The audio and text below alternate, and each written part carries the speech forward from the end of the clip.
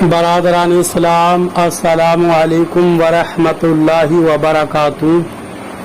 آپ تمامی حضرات سے گزارش کی جاتی ہے کہ خود بھی قرآن کریم کی تلاوت، ترجمہ اور تفسیر سماعت کیجیے، اپنے عزیز و اقارب اور رشتہ دار کو بھی شیئر کیجیے تاکہ آپ اس کے ذریعے صدقہ جاریہ کے مستحق ہو جائیں۔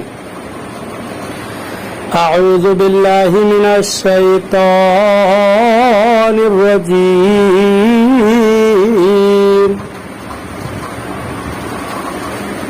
بسم اللہ الرحمن الرحیم۔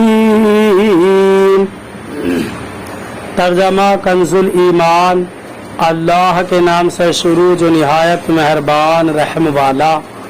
آج ہم انشاءاللہ تعالی سورہ انشقاق کے متعلق گفتگو کریں گے اور اس کے مضامین، فضائل اور اس کا تعارف پیش کرنے کی کوشش کریں گے۔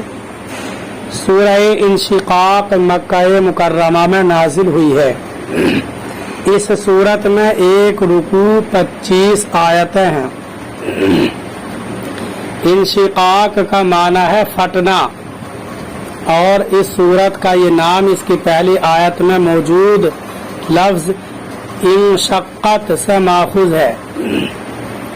اس سورت کا مرکزی مضمون یہ ہے کہ اس میں قیامت کی ہولناکیاں بیان کی گئی ہیں اور اس سورت میں یہ مضامین بیان ہوئے ہیں۔ 1، اس سورت کی ابتدا میں قیامت قائم ہوتے وقت کا کائنات میں ہونے والی بعض تبدیلیاں بیان کی گئیں۔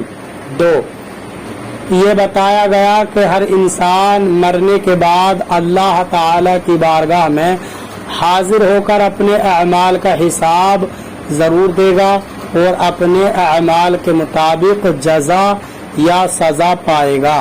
3، یہ بیان کیا گیا کہ قیامت کے دن جن لوگوں کو اعمال دائیں ہاتھ میں دیا جائے گا تو ان سے آسان حساب لیا جائے گا اور وہ اپنے جنتی گھر والوں کی طرف خوشی خوشی لوٹے گا، اور جنہیں اعمال نامہ پیٹھ کے پیچھے سے دیا جائے گا تو وہ عذاب سے چھٹکارا پانے کے لیے موت مانگیں گے اور انہیں جہنم کی بھڑکتی آگ میں ڈالا جائے گا۔ 4، شفق، رات اور چاند کی قسم ذکر کر کے فرمایا گیا کہ قیامت کے دن مشرکین ہولناک امور اور مشکل ترین احوال کا سامنا کریں گے۔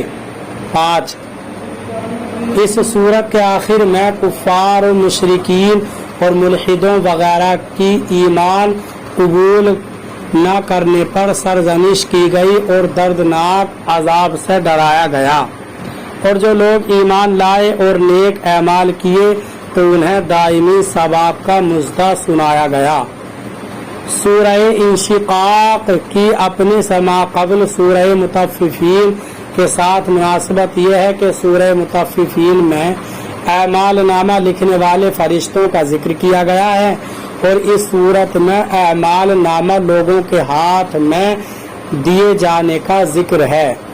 اللہ تعالی ہمیں قرآن کریم پر صحیح معنی میں عمل کی توفیق عطا فرمائے، آمین۔